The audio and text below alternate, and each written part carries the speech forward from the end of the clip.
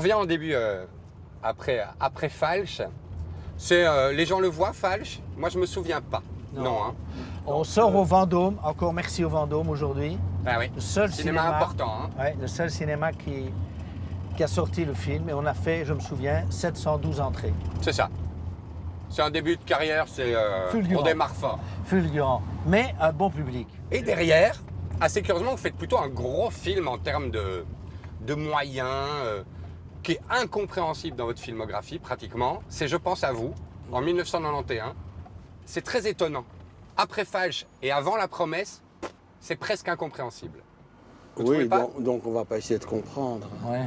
Je pense que notre grand souci, c'était de savoir où on devait mettre notre caméra et je pense on était plus habité par la peur que par autre chose et résultat, ça donne quelque chose d'un peu... Je retiens quand même une rencontre, c'est avec le scénariste Jean Gruau. Voilà. Voilà, grande rencontre, il nous a appris beaucoup de choses sur l'écriture, comment sortir un personnage.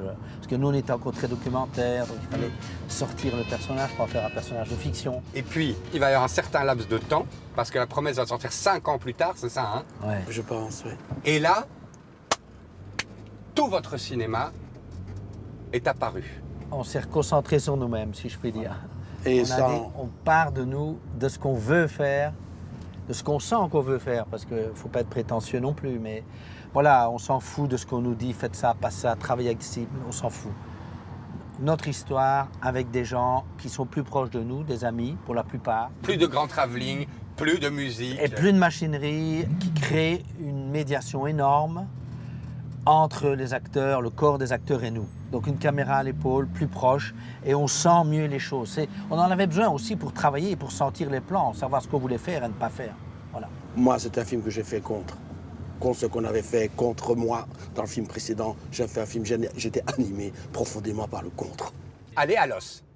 Oui, on ne disait pas ça, mais contre, il n'y a pas de marque pour les comédiens, pas de... Voilà, une série de Et puis décisions. le point, il est bien, il n'est pas bien. On D'abord s'en que ça ne fout. fasse pas effet. Voilà. Eh bien, du coup, alors, c'est quoi les clés de votre cinéma qui apparaissent dans La Promesse? C'est tourner plus vite? Non, en continuité, tourner le début du film et finir par la fin. Ah, Ça, c'est une chose pour que nous, on sente monter, que les personnages s'incarnent et qu'on sente l'incarnation des personnages. C'est le moins de machinerie possible. C'est que si le plan n'est pas parfait, qu'il y a un peu de flou, l'acteur est allé un peu trop vite pour sortir, c'est rien, on continue. De sentir la vie du plan avant de vouloir viser le truc parfait. Vous connaissez cette célèbre blague sur les frères Dardenne?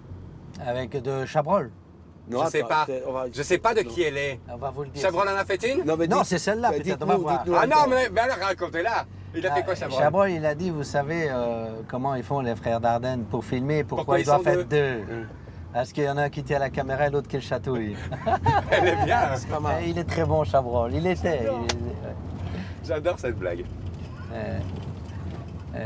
Et là, on avait répondu, on a dit, attendez quand même, on ne fait pas que bouger. Parce que c'est vrai, au début, on nous a dit, surtout à Rosetta, parce que des gens étaient malades dans la salle. Ouais, c'est nerveux, Rosetta. Hein. Quand on est au premier rang ou au deuxième rang avec un grand écran, c'est difficile. C'est vraiment nerveux. Parce que ça bouge beaucoup. Et donc, des gens étaient malades. Et le pire qu'on ait vu, c'était à Taïwan. C'était Taïwan. Là, il n'y avait plus personne au premier rang quand on est venu pour faire le débat. Et on a compris pourquoi en regardant par terre. C'était Non. surprenant. Les oui. gens avaient vomi en regardant le film au premier rang? Ils étaient allés Mais s'asseoir mais- plus loin. et- Et personne n'osait le dire. Et il y avait un air, il faisait un air, il n'y avait aucune odeur parce que l'air était très climatisé. Il fait froid dans ce truc. Et nous-mêmes, hein, il a fallu le temps qu'on s'aperçoive. Là, j'ai failli déraper quand même. Vous travaillez très fort sur le corps des acteurs, Ouais. mais là, vous expliquez quand même quelque chose qui concerne le corps du Le spectateur. corps du spectateur. Ouais, on travaille Est-ce que vous pensez que votre cinéma, finalement, il est plus sensoriel qu'un autre? Je ne sais pas, mais je pense que ça s'adresse aussi, oui, au nerf et au corps du spectateur. Oui, je pense, oui. Comment vous avez vécu le dernier festival de Cannes avec La Fille Inconnue, où normalement, quand vous allez à Cannes, effectivement, le film est projeté, et là, il y a une espèce d'amas de choses positives, etc. Ici, ça a été nettement plus nuancé. Moi, je trouve que c'est pas... Allez, c'est plus agréable de vivre l'autre situation. Hein. C'est plus Évidemment. agréable. Et je dois vous dire que ça a eu un effet bénéfique. parce que le film qui sort en salle, c'est pas le même que celui qui était à Cannes. Il est 7 minutes et demie plus court. On est plus recentré autour de notre personnage. Et que justement, cet accueil à Cannes qui était plus mitigé, nous a libéré de quelque chose, je ne sais pas, d'un poids, d'une tension, et qui nous empêchait finalement de faire ce qu'on a fait. Et puis maintenant, ce qu'on a fait, chacun jugera et on verra. Oui, c'est ça. Mais on peut déjà vous dire aujourd'hui que ceux qui ont vu les deux versions, comme on dit, ou comme on disait dans les guignols de l'info, il n'y a pas photo. Il n'y a pas photo. C'est ça.